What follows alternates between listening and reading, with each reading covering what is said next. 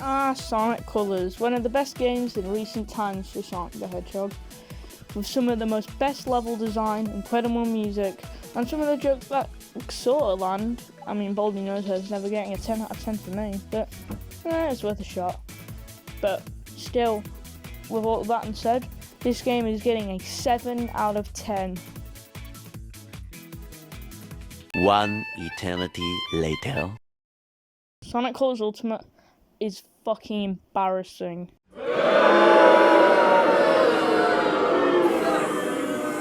Yeah, I said it. I don't care that this game is on early access only. It's still available to the general public, so anyone can play it, so there's really no excuse you can give it. But let me just tell you some of the many problems this game has, since this is not acceptable to be released as it is. First, let's start out with the goods. The graphics. Yeah, something that the fans were arguing about weren't actually that bad in the end. Well, it's at least the last of this game's problems.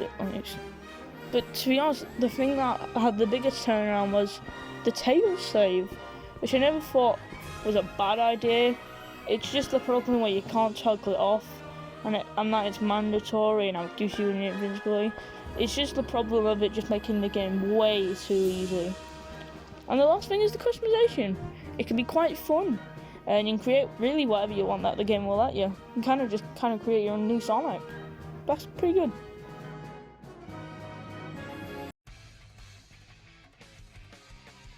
This game feels fucking unfinished, to the point of that I believe I wasn't even playing that they had a deadline that they couldn't hit, and it just had to be released. You know, just similar to like Sonic Boom situation.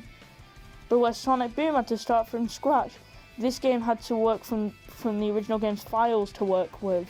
It could have really just been a port, and I think everybody would have been happy. You know, Channel Club has actually gone on to kind of explain it a lot better than I ever could. So you know what? Just pull up the clip. We've got Scythe on Twitter and the geeky nerds in the Temsy Discord server. Some folks have been looking at the Epic Games version of the game, and there's been some mystery as to why is the file size on it so goddamn big. Well, basically because it's full of unused obsolete shaders from the Wii version, unused animations, cutscene animations might I add, literal developer tools are just left in there, and kind of just a behind-the-scenes look at this game, effectively, if you know what any of this stuff means. Now, Scythe and Temsy's buds have really broken this down into kind of digestible chunks for layman's terms. So there was basically a rumor that Sega had either junked or lost all of their source code for all of the Sonic games prior to Sonic Lost World. And in the file directory for Sonic Colors Ultimate, there is evidence that this game was decompiled using an ISO file in basically Godot, which is like an open source game development kit. So basically, rather than working with the game's original source code and all the original stuff, so they just had to change the cosmetics, make it look prettier, swap out music and sound effects and stuff, they basically had to decompile and recompile an ISO into Godot, basically having to reassemble the game. So obviously there's a lot that's been lost and scuffed up in the, you know, the recompilation or whatever the fuck. Look, I don't know how this stuff works. I'm probably getting the wording way wrong here. But it's clear that, like, Blind Squirrel Games have had a lot of work to do to get this thing running and working. And it really does show in the end product, because this is kind of just an unfinished, very scuffed up remaster. Thank you, Channel Port. I'll put the full video in the little eye icon in, like, the top right corner. Anyway, also, how come I feel like a playtester when I'm playing this? I feel like I was brought out by Sega to test out this new remake of Colors, but oh wait, this is a game that cost £40. Quick warning on what I'm about to show you all as well. This could give people seizures, because some glitches don't, some do. So just a quick warning to everyone. So yeah.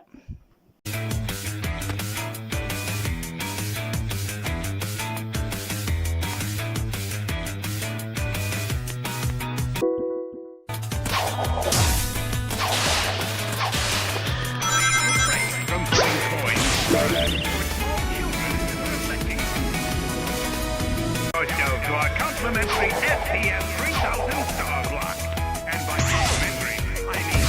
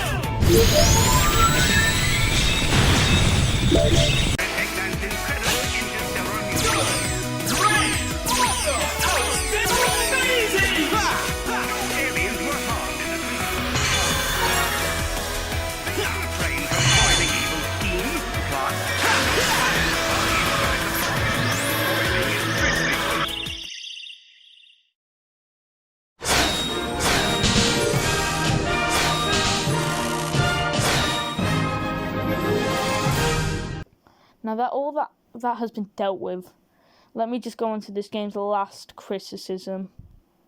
The remixes. Yeah, I'm just not a fan. A lot of them just aren't as great. Some are good, some are bad. For example, Planet Wisp Act 1's, it goes from less atmospheric and more like I'm in a club.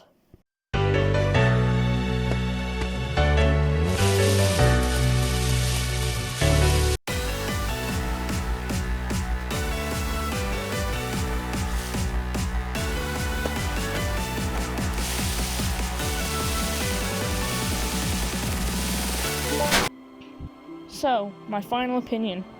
This game's pretty decent. Yeah, I mean, the only problem's when they try to add additions more than... If it was just really a port of colours, I think I would have really enjoyed it. But when they start adding things, it just kind of gets like a mixed bag. But, hell, when they add patches, it'll probably be even better. You know, maybe they'll patch things out. You never know, maybe they'd patch out the tail save if people said it was too easy.